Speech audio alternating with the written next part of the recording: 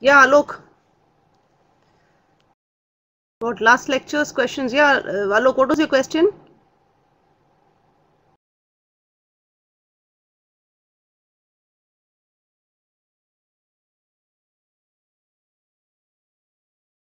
Yeah, good. So you remember that exercise. What was the exercise given?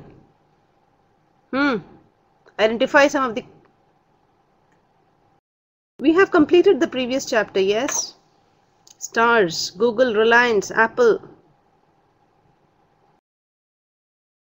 No. Actually, look, what I would have would have expected is within those companies, which are the divisions which are stars and which are the divisions which are cow question mark.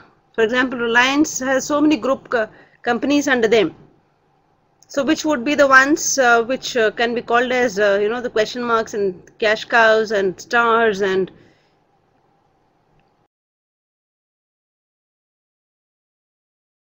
Yes, Harpreet, that's wonderful. You have also, I had also given a question of MBO advantages and disadvantages. Yes, excellent. So, identified. Go back. Did you go back to your book and try to find out what are the advantages and disadvantages? Yeah, highlight at least two advantages.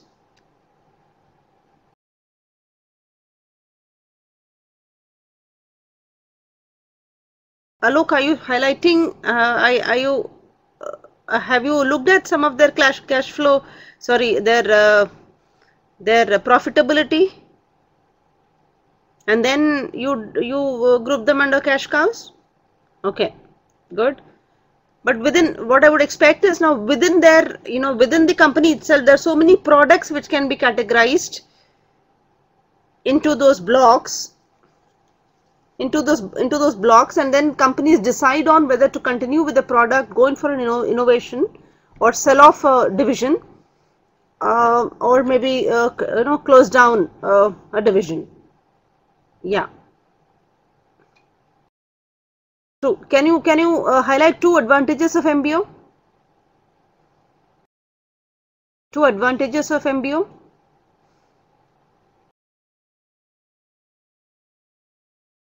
It's a top-down approach or a bottom-up approach?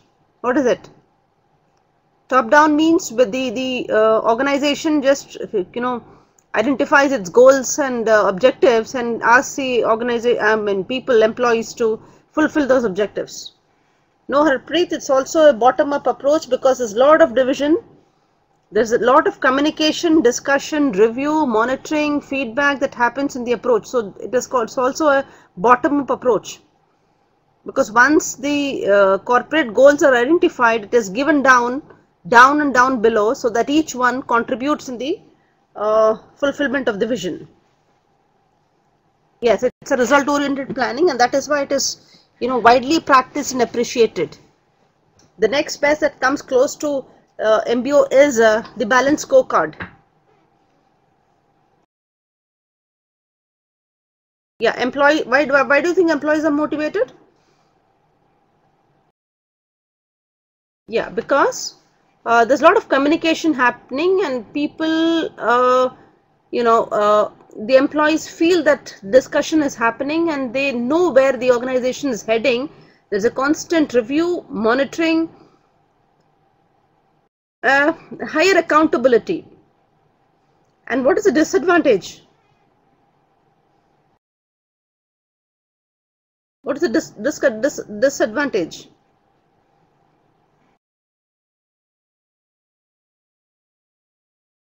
Disadvantage would be when the management is not committed, because there's a lot of people involvement, right? So obviously when people are involved, there are going to be if things are not clearly put down in objectives, and accountable factors or KRAs are not identified properly, yes, there are going to be problems, and there are going to be more of people developed problems which might go out of hand if not if it's not monitored properly. Yeah, sometimes quantification of certain goals become difficult, and high involvement and commitment to the whole process of implementing and carrying on with the MBA process in the organization.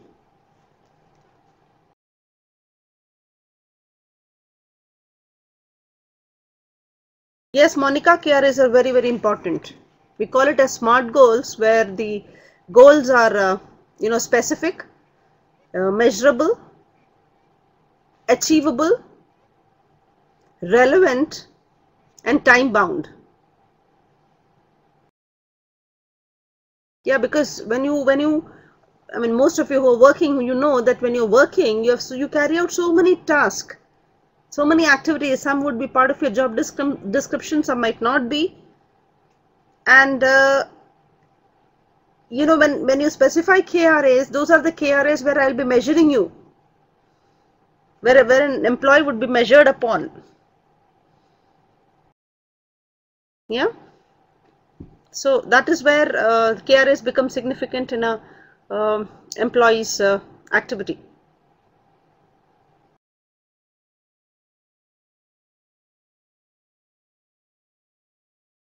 Yes, Rakesh, it begins from there. What is SW is nothing? What do you mean by that? SW is nothing? Strength, weakness. It can be a maxi-mini strategy. Look, SW can be maximizing your strength and minimizing your weaknesses. Or we could also say as, trying to overcome your weaknesses.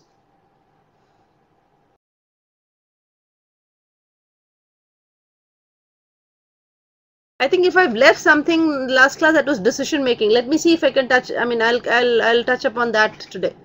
Alok, which is red ocean? In which context are you asking that red ocean question? Which context are you asking the red ocean question?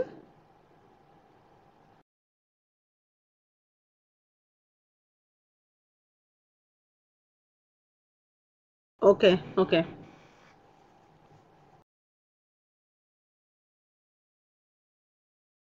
Maximizing your strength and minimizing your threats. Did any one of you try to catch that book? It's highly readable book. The language is also simple and very interesting to read. Has anybody caught hold of the book? Yes, Alok, you're right. Has anybody caught hold of the book? Anybody from the class? The next book I would like to suggest you is De Bono's 6 Thinking Hats on Decision Making. Okay, Alok, that's wonderful. 6 Thinking Hats by De Bono.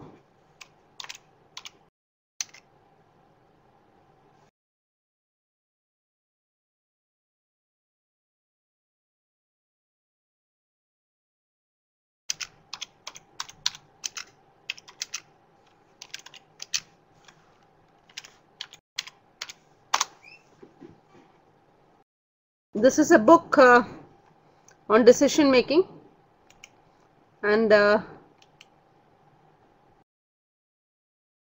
want you all to catch hold of that book also.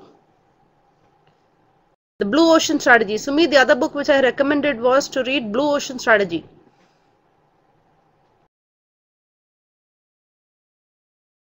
Instead of continuously and making Blue Ocean Strategy and making competition irrelevant. Highly readable book with readable language and greater understanding of looking at business and generating positivity and maximizing your gains. Yeah, because competition is anyway going to be there, but how do you innovate? So this is a new thought process in your orientation towards thinking and looking at competition. Yeah. So today I think by the end of the class I should be touching upon decision making also. Okay, so today we are going to touch upon the next, after planning, the next big topic of organizing. Now, what is why do you think we need to organize? Yeah, one question. I'll look fast. I'll be stuck here then. Yes, Ranjit. Yeah, look, carry on with your.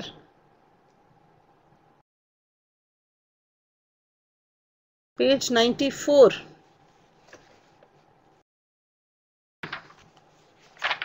Page 94, seventh question. Maybe everybody can look into that. Page 94. Identify.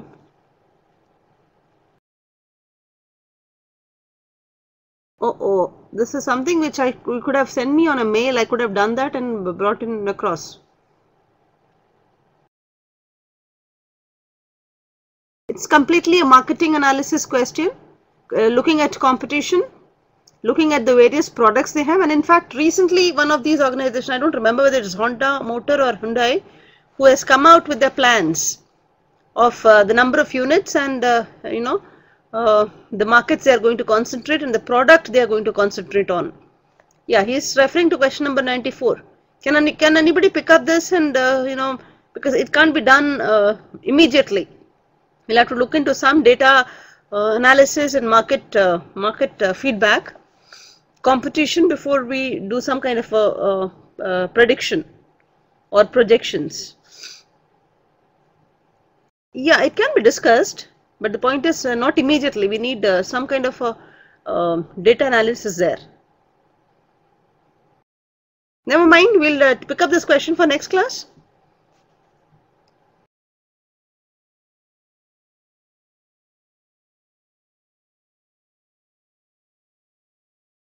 Yeah, pick up those also then.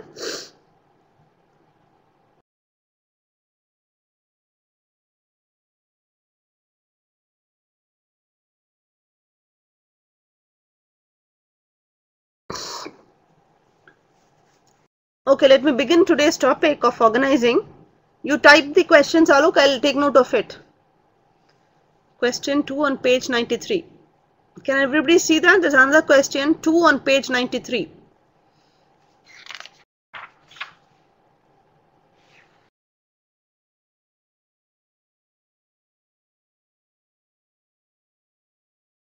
Question 2. Yes, it's very, very important.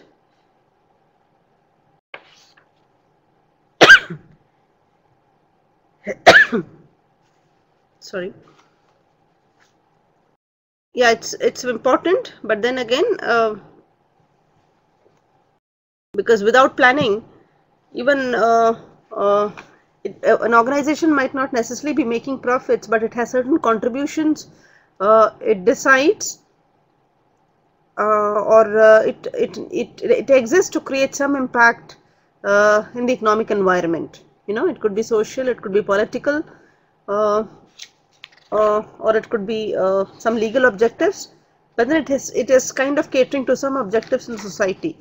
So if an organization wants to pursue those objectives, obviously there has to be a planning premise. So planning majorly does not mean that you need to be making profits, but yes, you got to be meeting your objectives for which you exist.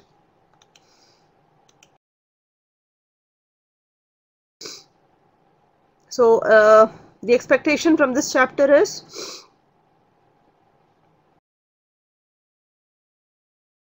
at least identify the relevant sections from the book for major of those questions from where you can extract the answers.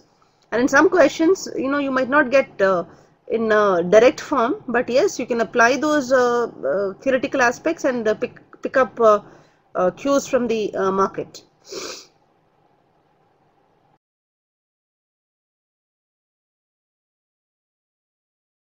So today we are looking at understanding organizing, exploring the different phases of growth or maybe evolution of an organization.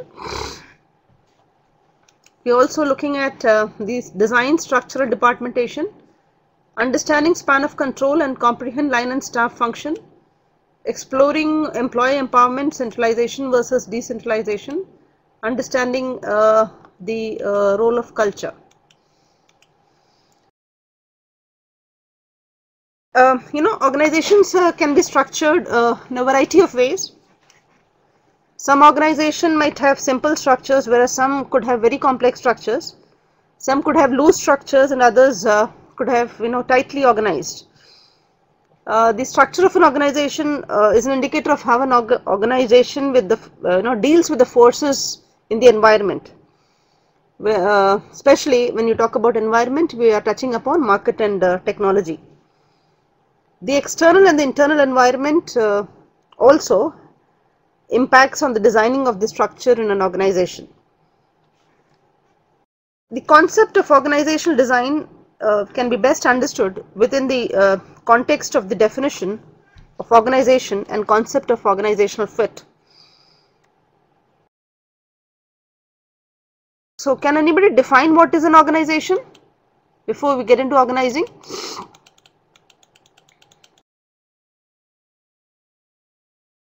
Yeah? Before we, yeah, it can be defined as a system of individuals, composed of individuals, groups, tasks, and managerial control. So, you have individuals, you have groups, you have tasks, and managerial controls. So, when these factors are compatible with each other, it results in enhanced organizational effectiveness. So, when you said that it's, yes, it's a design work, it's a process of structuring organizational activities so that the structure is compatible with other organizational components as well as the external environment. Now, what are the functions it might fulfill?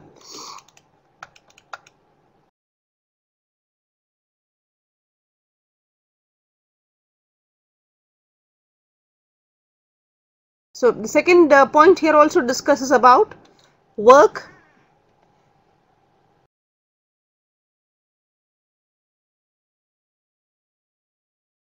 it talks about work, designing of different work unit, and there are people involved in fulfilling the objectives of the organization. And beyond all that, while fulfilling the task, the managerial control is important, and you all agree that without managerial control, you are not going to meet the effectiveness aspect of the organization.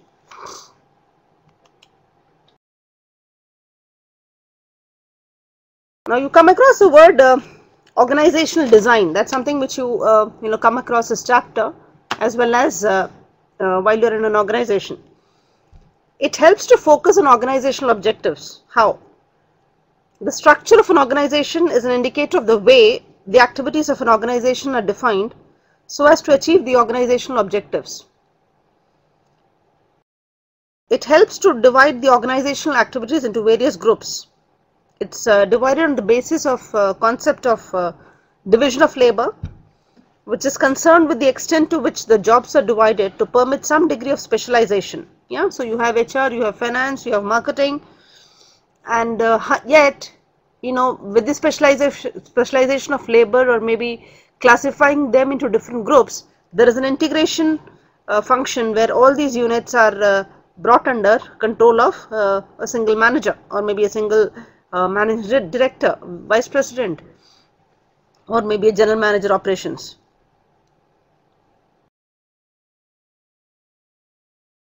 So, while the production department's objectives will be to produce a certain quantity of gadgets at a low cost, the sales department might be responsible for marketing the product to increase the market share, and the research department might be responsible for studying the market and generating innovative products depending on the requirement. So, all the operations are linked to each other. The major objective of, if you look at the organization, is of course to make, to be commercial in purpose, and in other cases to be meeting the objectives. It also helps in the purpose of system of coordination. Yeah, so there is a hierarchy, there is rules and procedures, there are coordinators, and there are self-contained project groups. So, the constituents of organizing, what are the important ingredients you have while you talk about organizing is organization, which consists of organizational design and organizational structure, So structure is an outcome of the design you plan to have in place. Then departmentation, how many departments you need to have, what will be their core functions, core objectives. The span of control, any idea of what is span of control? Why do you think that needs to be discussed? It actually means a number of individuals or subordinates that can be managed by a single manager. So where did we come about discussing this particular point while we were discussing the evolution of management? Remember, span of control we discussed? Authority, no employee can have two managers. We discussed that, yet given the scenario, how many managers can be responsible for how many subordinates. So it basically talks about the span of control.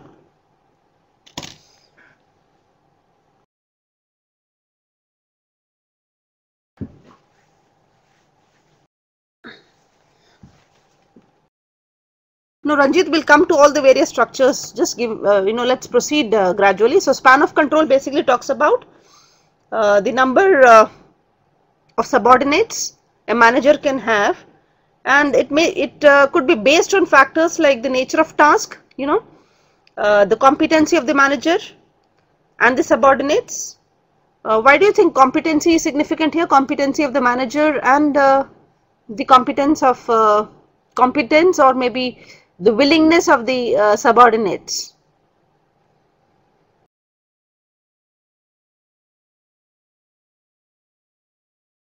Yeah, so while you're thinking of going up in the corporate hierarchy, obviously you will be expected to lead people, and that is where the management it becomes an art. Competent enough to take right decisions. Now, what are right decisions?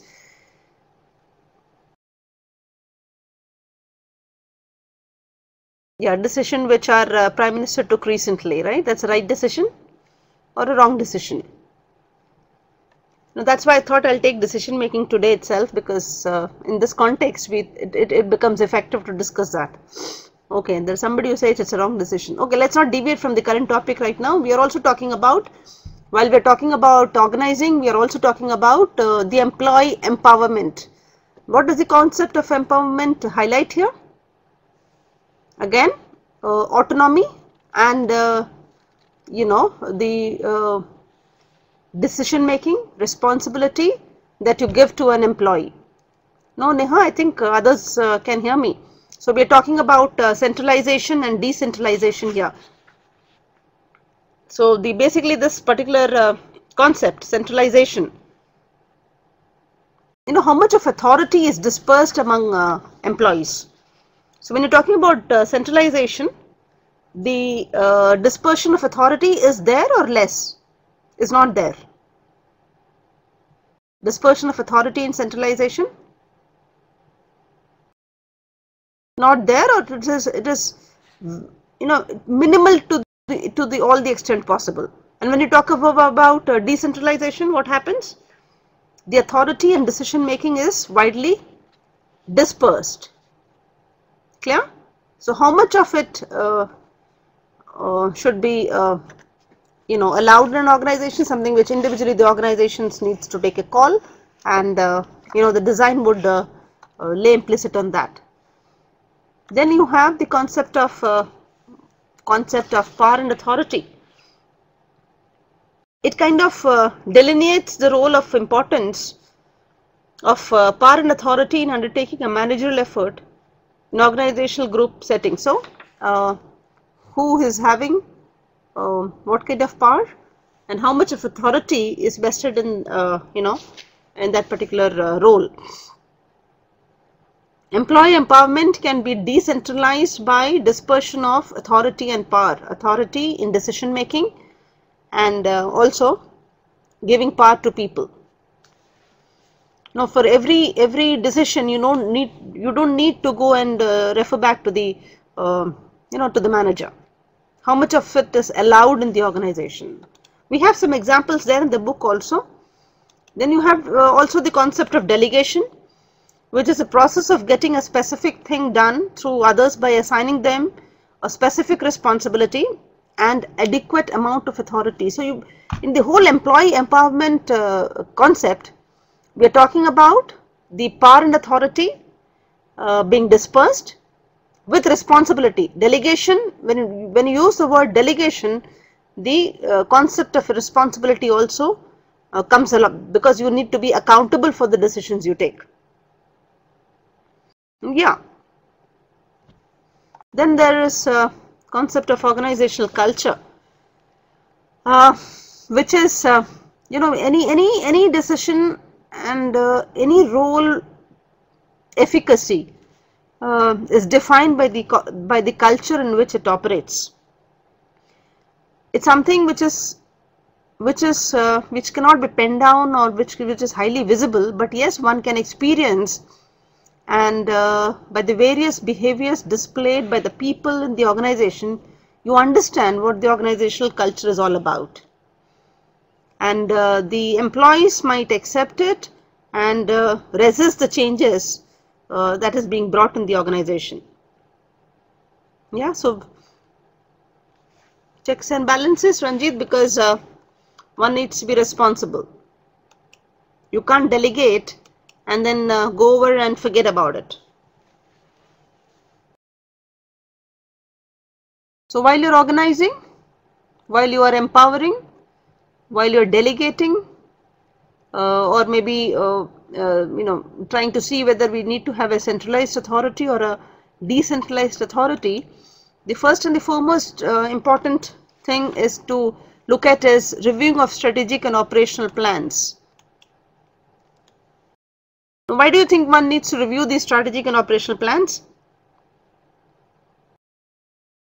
Because many a times organizations feel, people feel that the vision and the mission of the organization, vision, mission, goals, objectives are the responsibility of the top management, and it has not percolated down. So the more organization helps people identify themselves with the vision and the mission of the organization, they understand the role associated with it. Now, I was at NTPC and I was at the plant level, and I saw that almost every lobby or in the walls of the training room or at important places, the vision and mission of the organization was being highlighted. Right? So every now and then people see that, and to an extent that they kind of have memorized what NTPC stands for.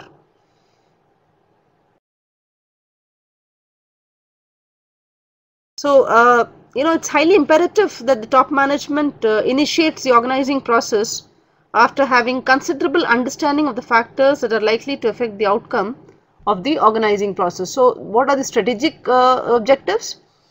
Who will be accountable for those strategic objectives, and how do you operationalize those strategic goals, and how responsibilities are fixed at various levels down the line.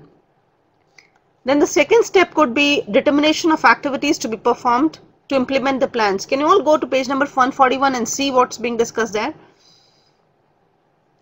Are you all carrying the book? Okay, can you all go to page number 140, 141? Ashit Mishra, just check your audio at your end. From here it is fine.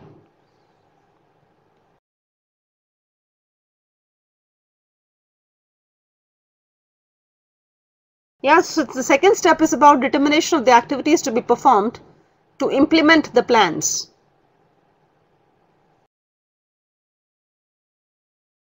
So what are the activities that need to be performed in order to achieve the goals? So how much of activities are there? Maybe acquiring people, maybe maintaining an inventory, opening up new offices, launching new products, collecting market feedback. So there are a lot of issues that an organization needs to look at to ensure that their strategic goals is in plan. What do you mean by creation of job? The third step. Yeah, organizing different tasks that need to be performed into groups that can be accomplished by a single or a group of, at the step 3 it's about single individual, at step 4 it's about departmentation. We identify a group of people. So if I look at HR department, I might have somebody to look after recruitment, somebody to look up about training, or maybe a single person looking at all the functions. Similarly for marketing, you might have a person who's looking after the clients, also collecting market feedback, progressing the movement of goods, etc.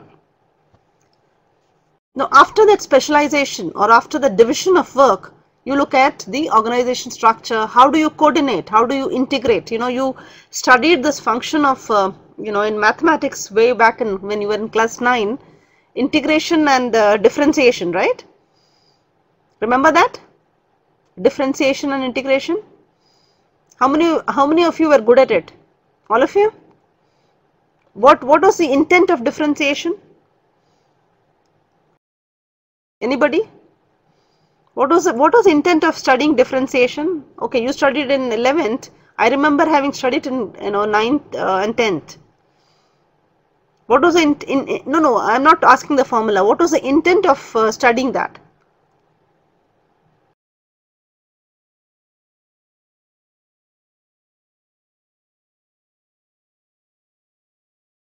I'm sure there was an intent of studying differentiation and integration. Yeah, finding rate of what? Rinku, you're right. Finding rate of what? Change. Very good. Finding the rate of change. Yeah, so here what I would try to kind of correlate here is, yeah, with respect to something. Yeah, rate of change with respect to some quantity, some unit. Very true, very true. So here what I would say is, you differentiated the task into various activities, and there are people who are specialized to carry out those tasks. Clear? Yeah, certain conditions. Yeah. No, the idea of raising that question is, you differentiated and then you try to integrate. What was the function of integration then?